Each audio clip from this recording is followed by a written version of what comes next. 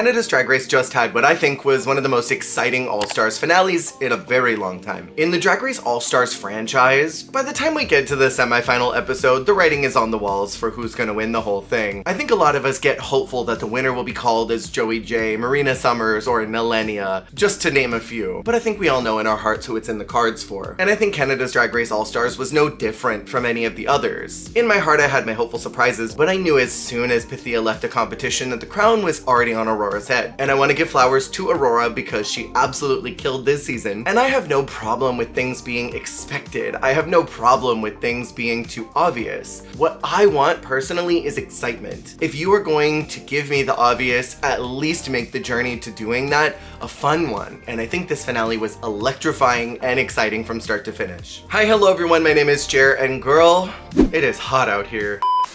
This week on Canada's Drag Race All-Stars, for the finale, the eliminated queens have returned for a mini reunion. And I always love when the finales are able to swing in some type of reunion special, whether that be to pad out the first half of the episode or to just hash out some drama. I think it always makes for a more exciting finale production. And all of them participate in the Coronation Eleganza runway. But before we get to the lip sync smackdown, the eliminated queens participated in what I think is the most inventive idea that has ever happened to Drag Race for a finale. We've seen iterations of the She Done Already Done Had Hers as lip sync smackdown that's usually folded into its own episode, but with only 5 queens, it's not totally feasible. And so what they did here was created a gong show style lip sync battle. If you're unfamiliar, Gong Show is an old television show where contestants would come in, show their acts, and as soon as the hosts or the panel were done, they'd ring a gong and the number was over. When I first started doing drag, there was a local show called The Gong Show, styled after this.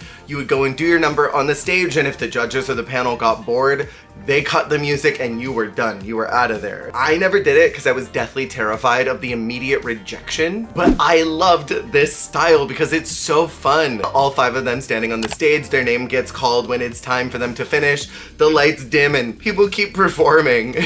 Some of the best confessionals happened during this. It was a great time to watch, but I am certain that this was such a long production day because they crammed a lot of content into one period of shooting. So let's talk about the finalists really quick. We've got Sammy Landry, who did not end up making top 2, but I think she should be so proud of herself for the journey that she's had here on All-Stars. She said in an interview recently that her goal coming back to All-Stars was to pick up where she left off. She just wanted to show why they loved her the first time and that she had improved since then and taken their critiques. She played the social game well and she made big swings like she didn't do in season 6. We have Jada Shada Hudson, who also did not break top 2, but I think should also be proud of her journey. Jada was the confessional queen this season and provided, I think, some of the best talking heads. She was very fun to watch. I enjoyed her personal journey. I enjoyed seeing how much of a star she is all over. And as someone who was very team Jada Shada Hudson the first time around, it was brilliant to see her again. Then we've got Nira Nuff, who was top 2 but did not win, and I think that Nira was the main protagonist of this season. She had the best confessionals next to Jada. She had a fantastic glow up, showed a lot of variety, and I think Nira took some really big swings like she didn't do in season 4, which I am currently reviewing for my Drag Race Weekly podcast. Not to mention the fact that Nira navigated the social dynamic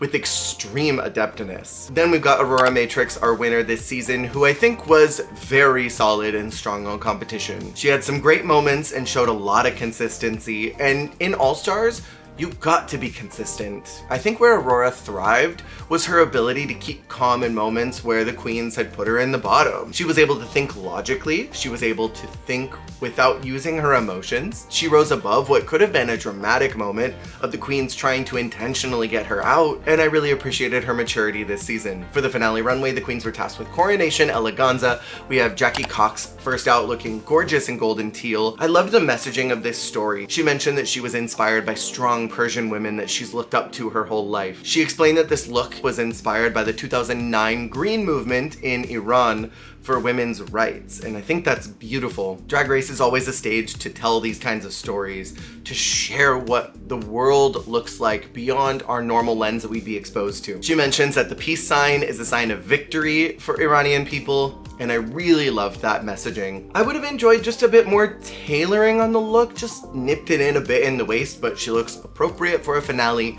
She looks beautiful. Soft slay. We have Pythia making my jaw drop with this three-headed statue look, some Greek motifs. This is high camp, and it's so glamorously crafted, as I expect from Pythia. The face molds are so perfect but very uncanny, and I love her commitment to her brand of multi-heads, multi-body parts, because if you haven't seen her lavender runway, crazy. This look is very fun. It's a nod to her freak show runway of season 2. It's also a nod to her finale eleganza, where she was a statue. You can really see a progression of her brand image through her visual package this season, and I love to see it. Super slay. We've got Juice Box coming out in Tiffany Blue. It's Cinderella tee with a cod piece. I'm kind of over Cinderella looks. I don't find them particularly exciting, but I think she looks very pretty. It was nice to see her again. Soft slay. We've got Michaela Couture looking like a goddess of the ocean. I'm loving this blend of that stunning iridescent deep ocean green adorned with the shells. She looks like a sea queen come to land. Slay. 5, 6, 7, 8, we've got Tiffany and Co. She's looking gorgina. She said she's representing not only the national bird, but also the national flower of Vietnam. I enjoy the cape. I love the volume and shine of the material underneath it. Slay. We've got Jada Hudson looking so damn cool. She wore literally everything this season, but I live. I love this color combination of black, pearl, and gold. That's very visually pleasing to me. However, it is another corset on an outfit. I would have loved some diversity in her package this season. This one is wonderful though. There's a lot of great little details everywhere. I want to follow all those style lines. Well done. It's a very solid slay. We've got Nira Enough looking stunning. This color is everything on her. The bust line is perfection. Her body is tea. The shoulder detail is giving me life. This is so Latina, which is maybe why I love it. Super slay. We've got Sammy Landry looking a mess. She is so unserious, and I love that for her. The curation of the animal print and that blue star print are dastardly, but it works with her drag, and I kind of like it. It's a chop, but I live for her. Then we've got Aurora Matrix last. Goddamn. Aurora, this is insane. She's wearing a traditional Chinese dress, and this feels like the perfect bow end to her journey on Drag Race, coming in that very first entrance look being an homage to her Chinese culture, and then this finale gown also being that. The red trim of the sleeves and skirt are a show-stopping moment. This is a solid look, super slay. There wasn't a lot to talk about for the reunion, but it was nice to hear Pythia talk about her experience being in the bottom and why she didn't fight as hard. She knew that it was curtains for her. She was against 2 solid lip syncers, and there was no way she was gonna beat them in Trust by Rebecca Black of all songs. I respect a self-aware queen. And the winner of Miss Congeniality was chosen as Juice Box. I hope she's able to use that money to help her fulfill her dream of having a baby. Then the eliminated queens get to participate in a gong show style lip sync smackdown. Oh, this was so messy, but it was so funny. They have to lip sync to Queendom, which I think is a fun song if you're gonna have 5 queens on the stage. I might be biased here, but I was really living for Jackie Cox. I didn't think that she should have gone out as early as she did. I would have loved to have seen her go all the way to the end of it. But Michaela does win this and receives an additional prize, and I would love to see this incorporated into other seasons. Maybe this could just be a mini challenge. Have all the queens in groups of 4 or 5 participate on the main stage to a song, and whoever the winners are get to be captains of something. Maybe girl groups. I want to thank whatever PA was responsible for the lip sync choices this season. These are 2 of my favorite songs in the world. In season 10, one of the worst seasons across the Drag Race universe, destroyed both of these songs, and so I'm so glad that these got redemptions. Sammy gets to choose her song first. She picks Man, I Feel Like a Woman, and then Aurora gets to choose next. She picks the same song because she knows she can beat Sammy, and later tries to gaslight everyone into believing that this is a song she routinely does in her numbers. Jada made me cackle, saying, I don't know, maybe she performs this in a brunch that I'm never awake for, because I don't see her performing this. And that leaves Jada and Nira to Cut to the Feeling by Carly Rae Jepsen. Thank you, gay PA in Canada's Drag Race. Thank you. Let's go, girls. And this finale showed the US season how it's done by having all the queens on the main stage, getting to watch and participate in the lip syncs, rather than having them watch from the Untucked Lounge, which I think is stupid. So we've got our first lip sync song, Man, I Feel Like a Woman, and I already knew that it was in the cards for Aurora, but I was rooting for Sammy to pull it out, and I think she did. Let's Go Girls is was a call to action. And I think that Sammy understood that, but was less consistent through the lip sync than someone like Aurora was. I wish that we had gotten some boot scoots. I wish that we had gotten a little more traditional country dancing, but overall I enjoyed both of them. And my question is, for all the crotch feeling at inappropriate times, why was there never crotch touching on the man? I feel like a woman. That's what I used to do when I would perform this number in the clubs. Or I would grab here, I feel like a woman. Because there was so much crotch touching at the most random times. And anytime I see a drag queen point to their legs on the I'm gonna let it all hang out, I think about Shania in season 10 looking so offended and looking at Monet like, no, it's about the tits. I'm gonna let my tits hang out. It's here, not that. Why am I gonna have my flaps out? Aurora has so much freedom when she performs, and that was evident in this lip sync. When she did that super high jump, the acrobatics of that made my jaw drop. I'll be real, this wasn't a 100K is on the line lip sync. This was like a $5,000 cash prizes on the line lip sync, but I think it was solid. Aurora wins and gets to move to round 2 where she will go against Near Enough. We see Jada Hudson and Near Enough lip sync to Cut to the Feeling by Carly Rae Jepsen, another personal favorite of mine. No wigs flew into the rafters, no blood happened to anybody's backs.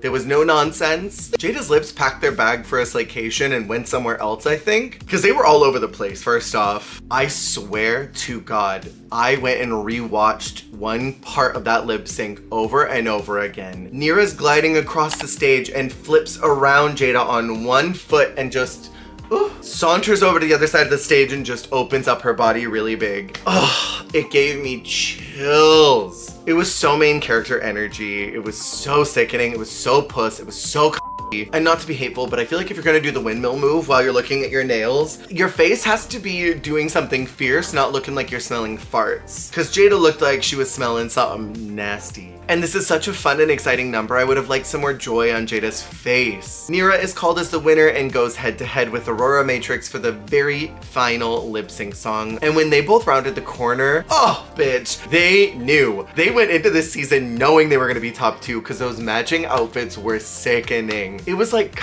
Coronation and Maridon, and I want copies of both of these games. They have to lip sync to Lady Gaga's song Perfect Celebrity, and girl, what is left from the Mayhem album that they can lip sync to on Drag Race? I think they've gone through the entire discography of that album, and to be fair, it's a great album, but it is exhausted. What else is left? Shadow of a Man that they could lip sync to? This was the best lip sync for the crown ever, I tell you. I couldn't keep my eyes off of either one of them, so it made it very difficult to determine who I wanted to win. Going into the season, I was team Aurora, Jada, Neera, and Michaela. As the season progressed, I felt very similar to how I did about All Stars 2. Alaska did very solid in the competition and did well. She had her low points in the competition as everybody else on that cast did, but she was solid, she was steady, and I enjoyed what she did. But it was very much to me, well yeah, of course you're gonna do good at this. You're Alaska freaking Thunder Fun. Of course you're gonna do well at Drag Race. That's just where you thrive. Detox surprised me through the competition. Every week,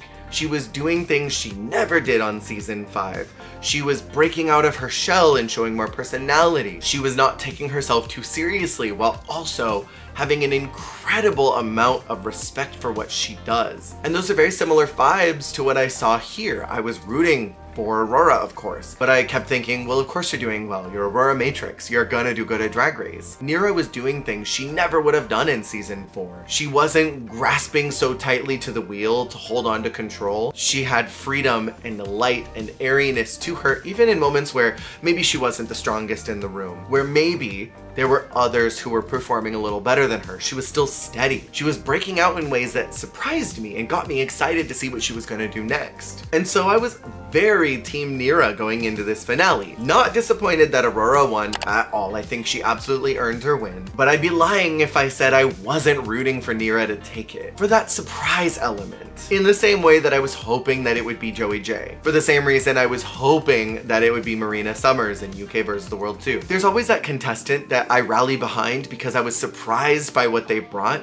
on top of me already liking them, and I wanted them to win because they seemed like the non-obvious winner. And with Aurora winning this after Van Gogh, now we just need Perla back up in this place to get her winner chain, because Perla is the only one now of the Powderpuff Girls who doesn't have a win, and we gotta get that crown on her head. In my heart and soul, Neera is my dual winner for this season. I think that she showed a tremendous amount of growth and surprise. Aurora is a great representation of Canada's Drag Race, of the excellence and success and perseverance, of showing that if you stick to who you are and do that extremely well, you get rewarded. Aurora has always showcased this deep-rooted love for her culture and for her parents and her love of drag. And you can see all of this rich history and culture that builds up who she is, that informs how she presents to the camera, how she presents to the audience, how she presents her own drag to herself. And I think she's a phenomenal winner, very well earned, for season 1 of All Stars. And I think everyone else this season got to showcase why they were called back for All Stars. And I think from this cast, I would like to see Michaela show up in some type of Versus the World as well. I think that she deserves another chance,